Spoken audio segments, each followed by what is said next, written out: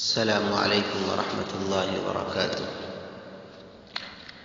محترم حاضرین و ناظرین، سامعین و مشاہدین، الحمدللہ آج قرآن کا پیغام کے عنوان سے تراویح میں پڑھے جانے والے قرآن پاک کا خلاصہ پیش کیا جا رہا ہے۔ سورہ نساء آیت نمبر 14 سے آیت نمبر 145 تک۔ عنوان کے تحت بات کو سماعت فرمائیں۔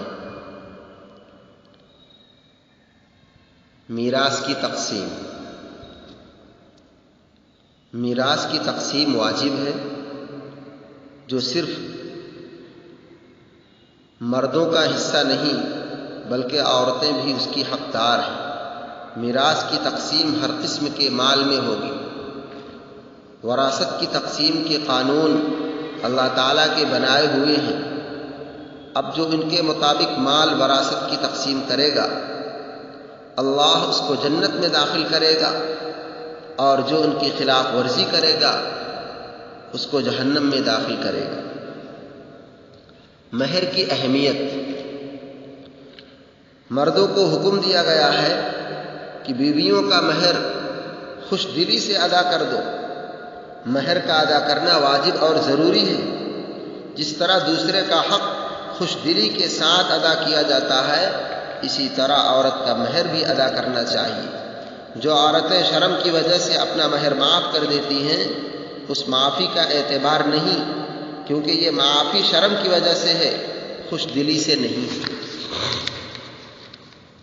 تجارت میں نفع لینا۔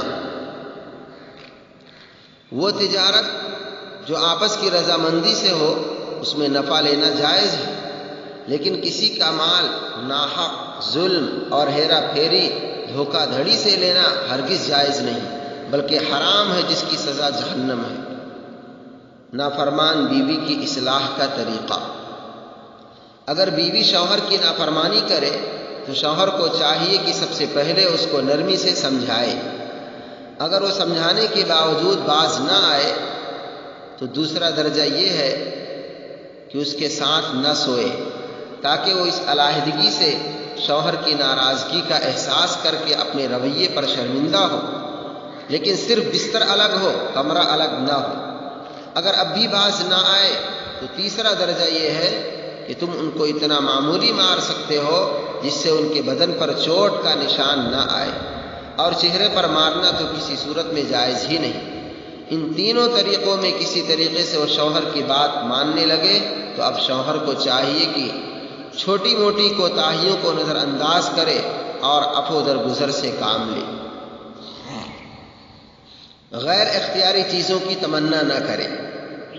انسان کو ایسے فضائل و کمالات کی تمنا نہیں کرنی چاہیے جو اس کے اختیار میں نہیں ہے، اور جس میں اللہ تعالیٰ نے ایک کو دوسرے پر بڑھوتری دے رکھی ہے، جیسے مرد ہونا، عورت ہونا، حسین و خوبصورت ہونا، اور اونچے خاندان میں پیدا ہونا وغیرہ وغیرہ، اس لیے کہ اس سے حسد جیسی بری عادت پیدا ہوتی ہے جو دنیا کے بہت سے جھگڑوں، فسادات اور قتل و غارت گری کا سبب ہے۔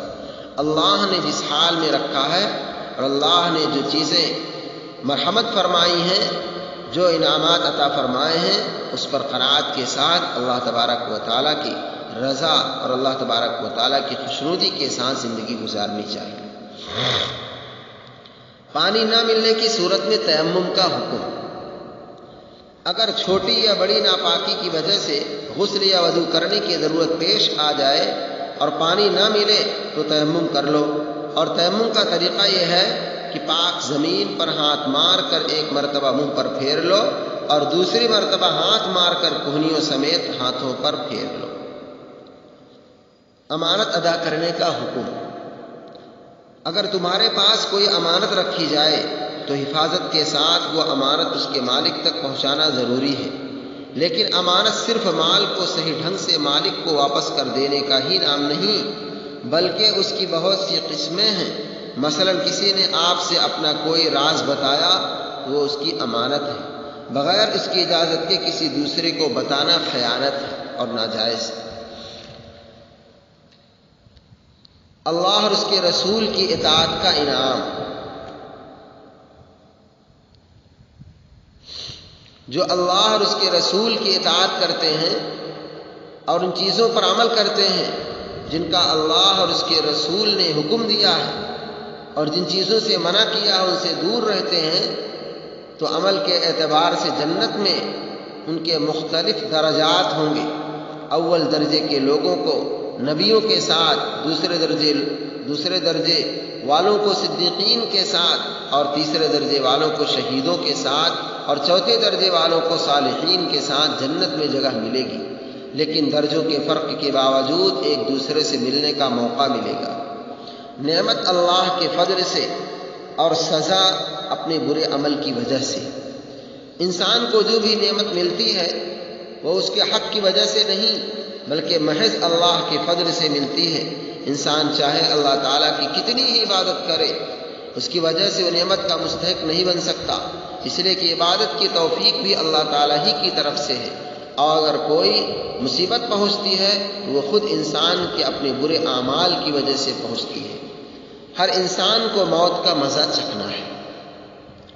انسان چاہے اپنے آپ کو کیسے ہی محفوظ قلعے میں بند کر لے، پھر بھی اپنے وقت پر اس کو موت آ کر رہے گی۔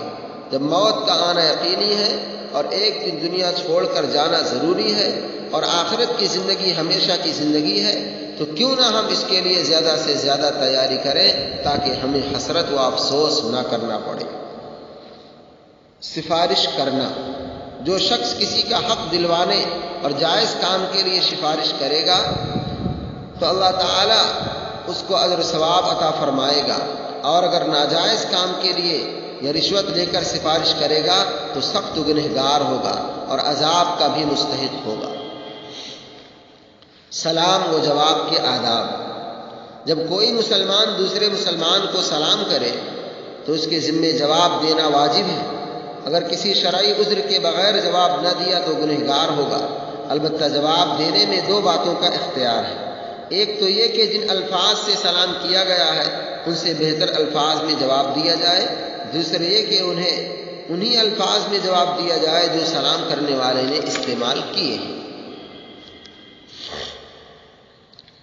قتل کے احکام، اگر کوئی مسلمان کسی مسلمان کو جان بوجھ کر قتل کر دے تو اس سے بدلہ لیا جائے گا، اور مرنے کے بعد اللہ تعالیٰ اسے دوزخ میں داخل کرے گا۔ اور اگر کسی کو غلطی سے قتل کر دے تو اس کے لیے ایک مسلمان غلام یا بادی کا آزاد کرنا واجب ہے، اور مقتول یعنی جس کو قتل کیا گیا ہے اس کے گھر والوں کو اس کے مرنے کی وجہ سے ہونے والے نقصان کی رقم بھی دینا ضروری ہے۔ کسی مسلمان کو کافر کہنے کی ممانعت، جو شخص اپنے آپ کو مسلمان بتاتا ہو، چاہے کلمہ پڑھ کر بتائے یا کسی اسلامی نشانی کا اظہار کر کے جیسے نماز وغیرہ پڑھتا ہو، تو اسے کافر نہ کہنا چاہیے، بلکہ مسلمانوں کے لیے ضروری ہے کہ اسے مسلمان سمجھیں اور اس کے ساتھ مسلمانوں جیسا معاملہ کریں جب تک کہ وہ کوئی صاف کفریہ کام یا بات نہ کرے۔ ہجرت کب فرض ہے؟ اللہ تعالیٰ نے ہجرت کی ترغیب دیتے ہوئے فرمایا کہ ہجرت دونوں جہاں کی کامیابی کا ذریعہ ہے۔ جن ممالک اور بستیوں میں اسلام کے احکام کی ادائیگی پر پابندیاں لگا دی گئی ہوں، یہاں تک کہ اسلامی وضع قطع بھی اختیار نہ کر سکتا ہو، نہ اپنے بچوں کی تعلیم و تربیت کا کوئی صحیح انتظام کر سکتا ہو، اگر حالات اجازت دیں تو ہمت سے کام لے کر اسلامی احکام پر عمل کرنے کی جد و جہد کرے، اور اگر ہمت نہیں کر سکتا تو ایسی بستی میں کسی مسلمان کے لیے رہنا مناسب نہیں، دوسری جگہ منتقل ہو جائے یعنی ہجرت کر جائے۔ قصر نماز کا حکم، جب کوئی سفر کا ارادہ کر کے اپنے گھر سے نکلے اور سفر بھی 78 یعنی 78 کلومیٹر یا اس سے زائد کا ہو تو ظہر، عصر اور عشاء کی فرض نماز 4 رکعت کے بجائے 2 رکعت پڑھے گا۔ نمبر 5، اپنا گناہ دوسرے کے سر پر ڈالنا، جو شخص گناہ خود کرے اور اس کا الزام کسی دوسرے پر لگا دے تو اس کو دوگنا عذاب ہوگا، ایک خود اس کے گناہ کرنے کا عذاب اور دوسرے الزام لگانے کا عذاب۔ اس لیے گناہ کرنے اور دوسروں پر الزام لگانے سے بچنا چاہیے۔ صحیح ایمان لا کر نیک اعمال کرنے میں کامیابی۔ مسلمانوں کو یہ ہدایت ہے کہ کامیابی اس میں نہیں کہ تم فلاں نبی یا فلاں کتاب کے نام لینے والے ہو، بلکہ اصل کامیابی تو اس میں ہے کہ تم صحیح ایمان لا کر نیک اعمال کے پابند رہو۔ بیویوں کے درمیان انصاف کا حکم۔ آدمی اگر کسی ضرورت اور مصلحت کی وجہ سے ایک سے زائد شادی کر لے تو اسے اللہ سے ڈرتے ہوئے تمام بیویوں کے درمیان گھریلو اخراجات اور رات گزارنے میں پورا انصاف کرنا چاہیے۔ ایسا نہ ہو کہ ایک ہی کی طرف مکمل طور پر مائل ہو کر دوسرے کو بالکل نظر انداز کر دے۔ ایسا کرنا انصاف کے خلاف اور بڑا ظلم ہے۔ اگر کسی شخص کی 2 یا 2 سے زیادہ بیویاں ہوں تو دونوں کو گھریلو اخراجات دینے اور رات گزارنے میں برابری ضروری ہے۔ ایسا نہ ہو اس کی طرف دلی میلان ہو، اخراجات میں بھی اسی کو ترجیح دے۔ سب کے ساتھ انصاف کرو۔ قرآن و اسلام تو یہ چاہتا ہے کہ بغیر کسی بھید بھاؤ کے سب کو انصاف ملے، خواہ مسلمان ہو یا کافر۔ عدل و انصاف کے معاملے میں چونکہ گواہوں کی حیثیت بہت اہم ہوتی ہے، اس لیے ان کو اپنی ذمہ داری بخوبی نبھانی چاہیے تاکہ قاضی محترم اور فاضل جج حق و انصاف کے ساتھ فیصلہ کر سکے اور حقدار کو اس کا حق مل سکے۔ اسلام کی توہین کرنے والوں کے پاس مت بیٹھو۔ اگر کسی مجلس میں اللہ کے احکام کا انکار کیا جا رہا ہو، اسلام کا مذاق اڑایا جا رہا ہو تو ان کو اس سے روکنا چاہیے۔ اگر نہیں روک سکتے تو اس مجلس سے اٹھ کر چلا جائے۔ اگر وہاں سے اٹھ کر نہیں گئے تو تم بھی ان کے ساتھ گناہ میں برابر کے شریک ہوں گے۔ نفاق کی علامتیں، یعنی اندر کچھ باہر کچھ، ظاہری میں تو کچھ ہے اور چھپا ہوا کچھ ہے۔ قرآن کریم میں منافقوں کی 5 علامتیں ذکر کی گئی ہیں۔ مسلمانوں کو ان چیزوں سے بچنا چاہیے۔ نمبر 1، منافقین گمان کرتے ہیں کہ اللہ تعالیٰ کو دھوکہ دے رہے ہیں، حالانکہ وہ خود دھوکے میں مبتلا ہیں۔ نمبر 2، جب نماز پڑھتے ہیں تو انتہائی مرے دل کے ساتھ سستی سے پڑھتے ہیں۔ نمبر 3، ان کی نماز میں کوئی اخلاص نہیں ہوتا، محض دکھلاوا اور ریاکاری ہوتی ہے۔ نمبر 4، اللہ تعالیٰ کو برائے نام یاد کرتے ہیں۔ نمبر 5، ایمان اور کفر کے درمیان لٹکے رہتے ہیں، کشمکش میں رہتے ہیں، پس و پیش میں رہتے ہیں، نہ دل سے ایمان قبول کرتے ہیں نہ کھل کر کفر کا ساتھ دے سکتے ہیں۔